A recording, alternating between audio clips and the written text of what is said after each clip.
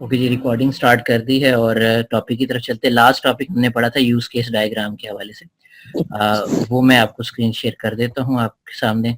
हमने बात की थी कि यूज केस डायग्राम में हमें सिनेरियो अगर देखें, हमें कोई सिनेरियो मिलता है, अब हम उसके ऊपर हम इम्प्लीमेंट करने जा रहे हैं कुछ, तो हम उसका एक यूज केस बना देते हैं। यूज केस कैसे बनता है? जैसे फॉर एग्जांपल मैंने लास्ट टाइम बात की थी यूजर लॉगिन की।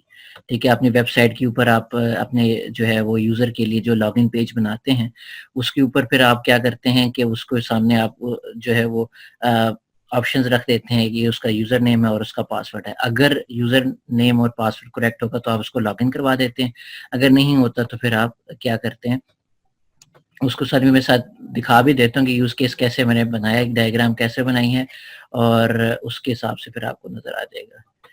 ओके जी, मैं ये ओपन कर लेता हूँ, साथ में उनमें साथ साथ स्लाइड्स भी चलाता रहता हूँ। तो हमने ये देखा कि एक एक्टर, उसमें ना जो हमारे एक्टर्स होते हैं सामने नजर आ रहे होते हैं, वो जो जिसने कोई एक्शन परफॉर्म करना होता है, तो वो हम उसको डायग्राम के अंदर शो करते हैं। ठीक है, उसके अलावा जो हमारे पास दूसरे जैसे कि हम चाह रहे हैं कि उसके अंदर जो वर्किंग हो रही है, वर्किंग की जा रही है, वो किस सिनेरियो पे की जा रही है, उस पे भी हम वहाँ पर जो है वो दिखा रहे होते हैं। तो सारी चीजें हमारी वहाँ उस टाइम इम्प्लीमेंट हो रही होती है।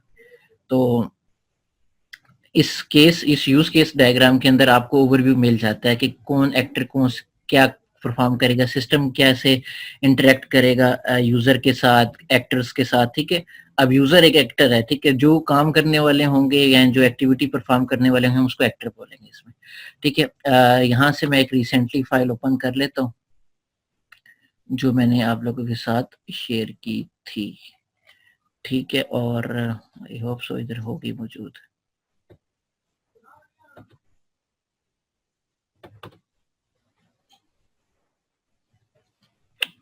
ओके, ये भी नहीं है फाइल, वी हैव टू, नहीं है यहाँ फाइल वो वाली। खैर, इस टूल के मुताबिक आप जो है वो अपनी डायग्राम्स बना सकते हैं। जिनको नहीं समझ आई, मैं दोबारा अगेन, अभी हम उस तरफ नहीं जा रहे क्योंकि आगे हमारे पास टॉपिक है पढ़ने वाला।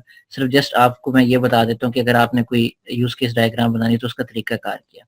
अच्छा, यहाँ से अगर आपने सेलेक्ट करना है यूज केस मॉडल को, तो यहाँ से आपने इसको सेलेक्ट करके यहाँ मेन पे चले जाना है। ठीक है, यहाँ मैं राइट साइड पे गया, मॉडल जहाँ इसके मॉडल का स्ट्रक्चर बनता है यूज केस डायग्राम के अंदर, वहां मैं राइट साइड पे गया। स्टार यूएमएल सॉफ्टवेयर है ये, इसके अंदर आप यूज केस डायग्राम बना सकते हैं, एक्टिविटी डायग्राम बना सकते हैं, स्टेट मशीन डायग्राम बना सकते हैं। सारे डायग्राम्स यहाँ पर आपके इस टूल के अंदर बन सकते हैं। तो यहाँ एक्टर होते हैं, ये मैं जस्ट एक फॉर एग्जांपल बता देता हूँ। आप इसका एक्टर का नेम लिखते हैं, फिर उसका पैकेज होता है, मतलब किस सिस्टम के हवाले से आप बात करना चाह रहे हैं, और यहाँ पर एक सिस्टम बाउंड्री जिस जो इसके साथ हम अटैच कर सकते हैं। तो ये चीज़ें हमारे मौजूद होती हैं, जो हम एक सिस्टम के हवाले से, यानी कि एक यूज़ केस के हवाले से हम बता सकते हैं। ठीक है, अब मैं सिस्टम तो नहीं कहूँगा इसको, मैं यूज़ केस के हवाले से ही नाम दूंगा इसका। अब यहाँ पर जो एक्टिविटीज परफॉर्म होगी वो हम इस यूज केस डायग्राम के तहत बताएंगे, यानी कि यूजर लॉगिन के बारे में बता सकते हैं। इसके अलावा दूसरा पैनल बनने जा रहा है, आप उसके बारे में बता सकते हैं।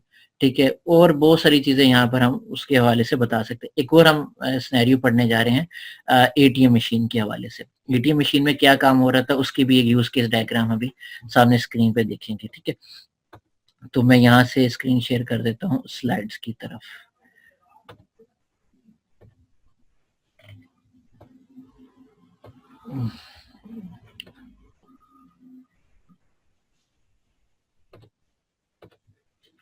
ओके जी, यहाँ से हम दूसरा एक यूज केस पढ़ने जा रहे हैं। ये हमारे पास जो बताया जा रहा है ये है एटीएम मशीन के हवाले से। ठीक है, और इसको मैं जरा जूम करके आपको दिखा देता हूँ नेक्स्ट में जाकर, ये वाला एटीएम सिस्टम।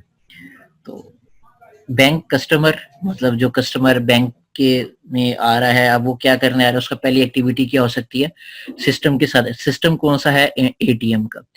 बैंक जो कस्टमर है वो इंटरेक्ट करेगा सिस्टम के साथ, और उसके थ्रू जो एक एसोसिएशन बनेगी उसकी कस्टमर टू सिस्टम के साथ, वो एक पहले उसने एसोसिएशन के नाम बताया है विड्रॉ मनी का।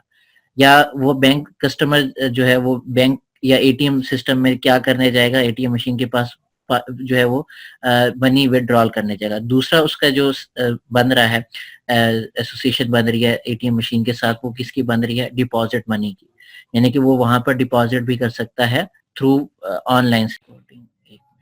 ये मेरे ख्याल में 2 पार्ट्स में रिकॉर्डिंग जाएगी मेरी। हाँ, ठीक है।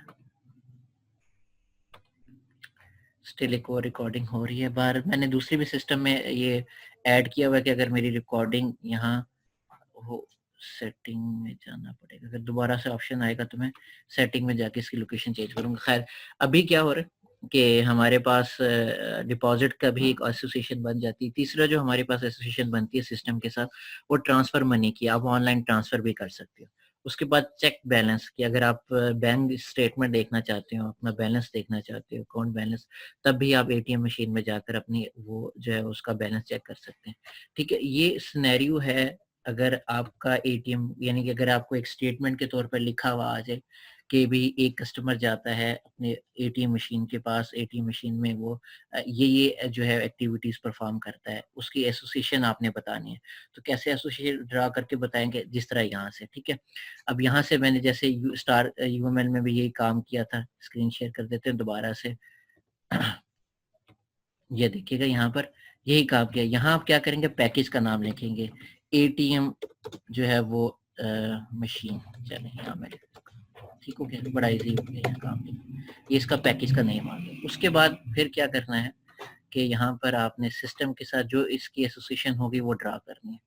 एक्टिविटीज भी ड्रा साथ होगी। ये फॉर एग्जांपल यहाँ मैं बैंक कस्टमर का नाम लिख देता हूँ और यहाँ पर मैं बाउंड्रीज, अब देखें यूज केस जो है वो हम बनाने जा रहे हैं। पहला यूज केस क्या बनेगा कि वो मनी विड्रॉ करने का, ये दिखा देते हैं मनी।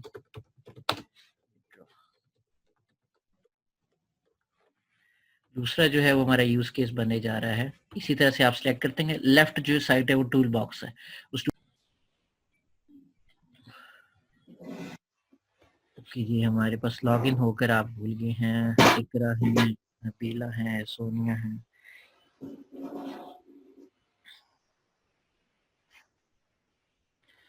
खैर नेक्स्ट टॉपिक की तरफ चलते हैं और हमारे पास है नेक्स्ट टॉपिक है इंटरफेस डिज़ाइन के हवाले से। ठीक है, तो जब आप रिक्वायरमेंट्स ले लेते हैं कस्टमर से, उसके ऊपर वर्किंग कर लेते हैं, उसके अलावा आप मॉडल सेलेक्ट कर लेते हैं, कौन से मॉडल के थ्रू आपने जो है वो उसका डिज़ाइन बनाना है या उसको डेवलप करना है।